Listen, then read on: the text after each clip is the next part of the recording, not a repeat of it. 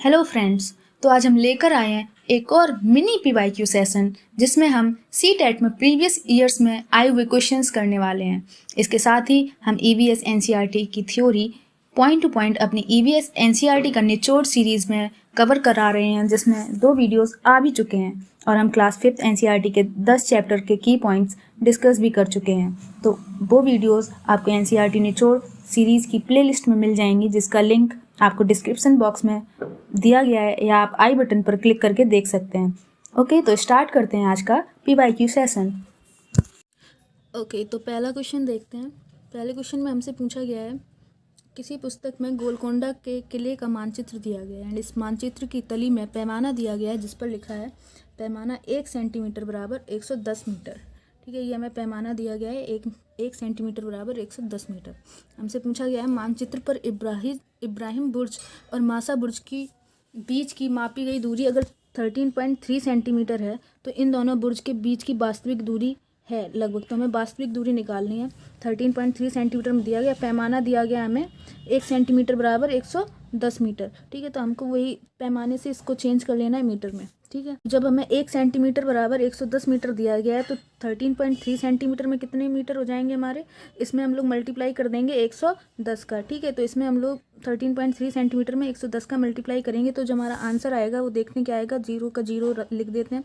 11 तिया 33, 11 तिया 33 और 3 36, 11 एकम 11, 11 3 14। ठीक है, तो हमारा आ गया है यहाँ पे पॉइंट लगा है 1 अंक पहले, तो 1 अंक पहले हम लोग पॉइंट लगा देंगे। तो हमारा जो आंसर आया वो आया 1463 मीटर। अब हम लोग ऑप्शन में देखते हैं कि हमें ये ऑप्शन दिया गया, ऑप्शन देखते हैं, ऑप्शन दिए गए हमारे किलोमीटर्स में। ठीक है, सारे ऑप्शन हमारे किलोमीटर्स में है तो हमको इसको किलोमीटर में चेंज करना पड़ेगा। तो हमें पता है 1 मीटर में 1/1000 किलोमीटर होते हैं, यानी कि हमें इसको 1463 को 1000 से डिवाइड करना है। ठीक है ना, तो हमारा आया था 1463 मीटर। ठीक है, जब इसको किलोमीटर में हमें चेंज करना है तो हम लोग किससे डिवाइड कर देते हैं इसको, 1000 से। ठीक है, 1000 से जब डिवाइड करेंगे तो हमारा आ जाएगा 1.463 किलोमीटर। ठीक है, अब देखते हैं अब ऑप्शन में कौन सा ऑप्शन सही दिख रहा है हमें। तो option number 3 is the correct. ठीक है, 1.4 किलोमीटर आपका आंसर हो जाएगा। ओके, नेक्स्ट क्वेश्चन हमारा अलवर्नी के बारे में है। ठीक है, अलवर्नी के बारे में हम ऑलरेडी अपने फर्स्ट वीडियो में हमने डिस्कस किए थे सारे पॉइंट्स अलवर्नी के बारे में।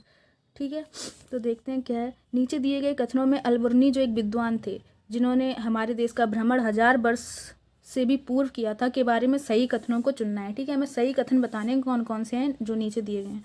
ठीक है, तो ऑप्शन ए में दिया गया है कि वह एक यात्री थे जिन्होंने हमारे देश का भ्रमण किया और जो प्रेक्षण किया उसके बारे में लिखा। तो हमने पढ़ा था ये एकदम सही ऑप्शन है। ठीक है, सही स्टेटमेंट है एकदम से। हमने पढ़ा था अलवर्नी जो एक यात्री थे, भारत आए थे, उन्होंने हमारे देश में जो भी अलग चीज़ें उन्हें अपने देश से दिखी थी उन्होंने उसके बारे में लिखा था। ठीक है, उसके बाद सेकेंड ऑप्शन देखते हैं, वे अफ़गानिस्तान से आए थे।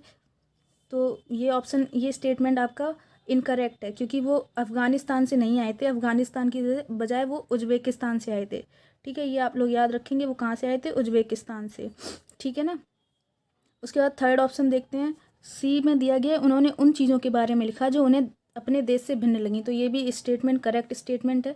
एंड डी ऑप्शन में दिया गया उनकी पुस्तक से हम अपने देश के भूतकाल और सांस्कृतिक विरासत के बारे में बहुत कुछ जानकारी प्राप्त कर सकते हैं। तो ये भी एकदम करेक्ट स्टेटमेंट है। अब जब कोई भी व्यक्ति आपके देश के बारे में लिखता है, तब देश के बारे में जब लिखा है तो ऑफकोर्स हम उनकी बुक से पता लगा सकते हैं कि हमारे पास्ट में हमारे देश में क्या हुआ था, क्या होता था।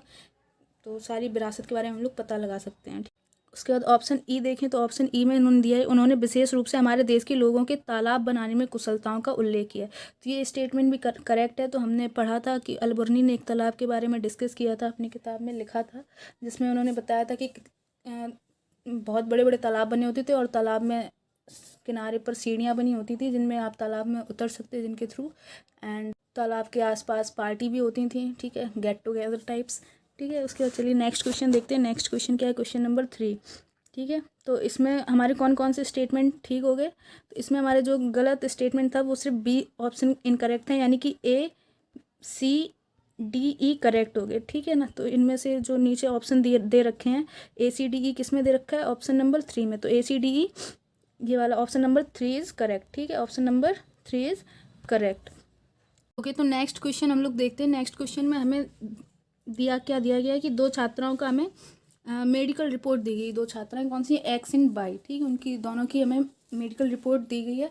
तो एक्स की आयु कितनी है, एक्स की आयु है 12 वर्ष, ठीक है, एक्स की आयु है 12 वर्ष और उसका जो हीमोग्लोबिन है वो है 10.5 ग्राम पर डेसीलीटर, ठीक है। एंड वाई की जो आयु दी गई है, वाई की आयु दी गई है 10 वर्ष और जो उसका हीमोग्लोबिन दिया गया है वो दिया गया है 12.5 ग्राम पर डेसीलीटर, यानी 12.5 ग्राम पर डेसीलीटर, ठीक है। तो हमसे क्या पूछा गया, हमसे पूछा गया है कि इन रिपोर्टों के आधार पर यह निष्कर्ष निकाला जा सकता है कि फर्स्ट ऑप्शन दिया गया कि एक्स रक्तक्षीणता की रोगी है, यानी अरक्तता की रोगी है, जबकि बाई नहीं है। इसी तरीके से सेकंड ऑप्शन दिया गया बाई रक्तक्षीणता या अरक्तता की रोगी है, जबकि एक्स नहीं है। थर्ड ऑप्शन है एक्स और वाई दोनों रक्तक्षीणता के रोगी हैं। And fourth option is x और वाई दोनों रक्तक्षीणता के रोगी नहीं है। रक्तक्षीणता या अरक्तता क्या होती है, जब हीमोग्लोबिन की कमी हो जाती है, यानी कि बेसिकली बोला जाए तो एनीमिया वाला रोग, जिसके बारे में हमने लास्ट वीडियो में पढ़ा है, ठीक है। तो हमसे वही पूछा गया है कि इनमें से हमें बताना है कौन सा एनीमिया का रोगी है और कौन सा नहीं है, एक्स है या वाई है या दोनों हैं या दोनों नहीं है, ठीक है। तो हमने क्या पढ़ा था, हमने पढ़ा था नॉर्मल रेंज ऑफ हीमोग्लोबिन कितनी होती है, normal range of haemoglobin, normal range of haemoglobin होती है हमारी 12 से 16 ग्राम पर डेसीलीटर, ठीक है, पर डेसीलीटर, ठीक है। ये आपको रेंज याद रखनी है कि नॉर्मल रेंज होती कितनी है। तो नॉर्मल रेंज हीमोग्लोबिन की कितनी होनी चाहिए ह्यूमन के अंदर, 12 से 16 ग्राम पर डेसीलीटर, यानी कि एक्स की जो हीमोग्लोबिन है वो नॉर्मल रेंज से कम है। जब नॉर्मल रेंज से कम है यानी कि वो एनीमिया से पीड़ित है, ठीक है, तो वो रक्तक्षीणता की रोगी हो जाएगी। जबकि जो बाई का हीमोग्लोबिन दिया गया है, बाई का हीमोग्लोबिन हमें दिया गया था 12.5 ग्राम पर डेसीलीटर, ठीक है। तो जो कि हमारी नॉर्मल रेंज के अंदर आता है, यानी कि बाई एनीमिया की रोगी नहीं है। तो जो हमारा करेक्ट आंसर हो जाएगा वो हो जाएगा हमारा एक्स रक्तक्षीणता की रोगी है, जबकि बाई नहीं है, यानी कि option number first is correct, ठीक है। नेक्स्ट क्वेश्चन, जनवरी 2001 को भुज में भूकंप के झटके आए थे, ठीक है। तो वो भुज जो है वो किस राज्य में स्थित है, तो हमें पता है भुज किस में है, गुजरात में स्थित है, ठीक है। तो option number first is correct हो जाएगा, ठीक है। उसके बाद नेक्स्ट क्वेश्चन देखते हैं। नेक्स्ट क्वेश्चन हमें क्या दिया गया है, नेक्स्ट क्वेश्चन हमसे पूछा गया है कि माउंट एवरेस्ट की चोटी की ऊंचाई है, ठीक है। तो माउंट एवरेस्ट की जो चोटी है उसकी ऊंचाई कितनी है, option number A is 8600 metre, option B is 8850 metre, option 3 is 8950 metre, fourth option is 8990 metre, ठीक है। तो इसमें जो करेक्ट ऑप्शन है वो हमारा सेकेंड ऑप्शन इज करेक्ट। तो जो माउंट एवरेस्ट की जो चोटी की ऊंचाई है वो जनरली 8848 मीटर दी जाती है, बट उसके जो नज़दीक आ रही है तो 8850 मीटर, ठीक है। तो हमारा ऑप्शन नंबर सेकेंड हो जाएगा करेक्ट, ठीक है। उसके बाद नेक्स्ट क्वेश्चन देखते हैं। नेक्स्ट क्वेश्चन में हमसे क्या पूछा गया है, ओके। नेक्स्ट क्वेश्चन अगेन हमारा मलेरिया से रिलेटेड है, ठीक है। तो हमसे पूछा गया रोनाल्ड रॉस जो थे, ठीक है, रोनाल्ड रॉस को 1902 में चिकित्सा के क्षेत्र में नोबेल पुरस्कार किस शोध के लिए मिला था, ठीक है, किस शोध के लिए मिला था। तो फर्स्ट ऑप्शन है डेंगू मच्छर से फैलता है, सेकंड ऑप्शन इज मलेरिया मच्छर से फैलता है, थर्ड ऑप्शन इज चिकनगुनिया मच्छर से फैलता है, एंड फोर्थ ऑप्शन जो हमारा दिया गया है, फोर्थ ऑप्शन दिया गया हमारा पिस्सुओं से फैलता है, ठीक है। ओके, तो हमने क्या किया, हमने क्वेश्चन बोलने से पहले ही हमने आपको बता दिया था कि ये क्वेश्चन मलेरिया से रिलेटेड है।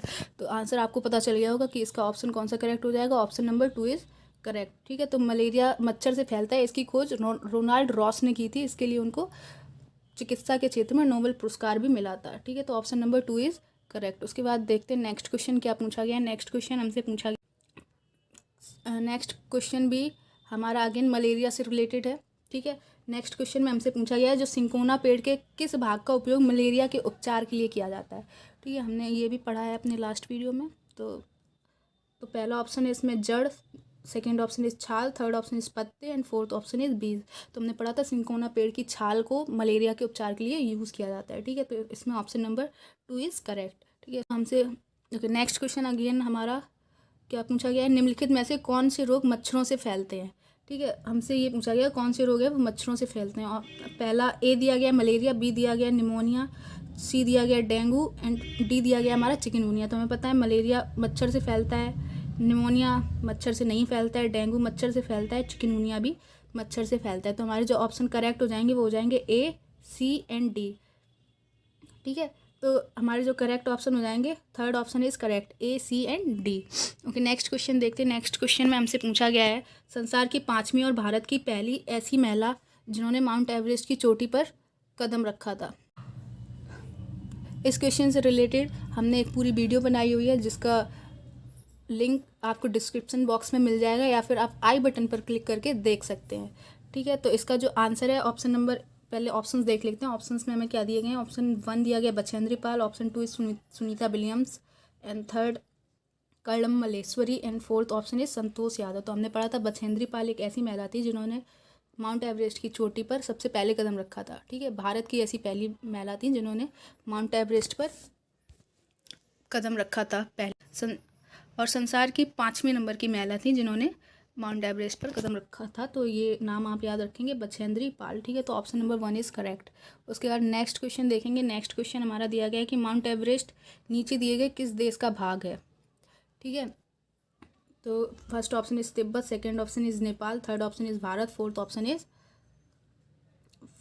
इज चीन। ठीक है, तो हमें पता है माउंट एवरेस्ट है वो नेपाल का हिस्सा है। ठीक है, तो option number second is correct हो जाए। इस माउंट एवरेस्ट के बारे में एक पॉइंट और आप लोग नोट कर लीजिएगा, जो माउंट एवरेस्ट को नेपाल में किस नाम से जाना जाता है।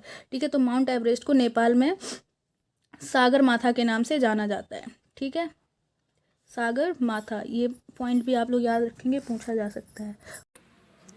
ओके, तो आज के लिए इतना ही। आप बाकी के प्रीवियस ईयर क्वेश्चंस हमारी PYQ सीरीज़ में देख सकते हैं। उसकी प्लेलिस्ट का लिंक आपको डिस्क्रिप्शन बॉक्स में मिल जाएगा, या आप आई बटन पर क्लिक करके देख सकते हैं। और कल हम EVS NCERT की निचोड़ सीरीज़ में आपके लिए एक नया वीडियो लाने वाले हैं, जिसमें हम क्लास 5th की NCERT का दी एंड करने वाले हैं। ठीक है ना, तो उसमें जो 4 चैप्टर आपके बचे हैं NCERT 5th क्लास की EVS में, तो वो भी हम कल कवर करने वाले हैं। तो या please keep watching us, and अगर आपको वीडियो अच्छा लगा हो तो प्लीज़ लाइक करें, सब्सक्राइब करें एंड शेयर करें अपने दोस्तों के साथ जो भी CTET की प्रिपरेशन कर रहे हो। एंड या थैंक्स फॉर